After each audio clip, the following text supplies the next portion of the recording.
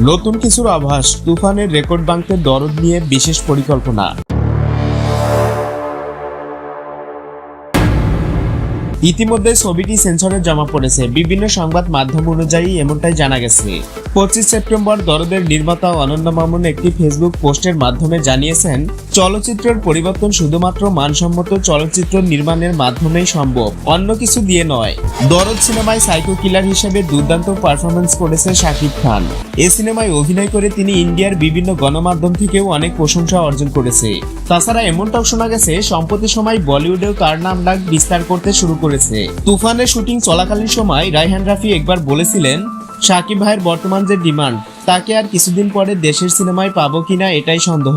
যেমন কথা তেমন কাজ। এরপরেই চলে আসলো শাকিব খানের নতুন আরেকটি সিনেমা বরবাতের বিশাল আপডেট। শাকিবের ক্যারিয়ারে এই প্রথম সব থেকে বেশি বাজেটের ছবি হতে যাচ্ছে এটি।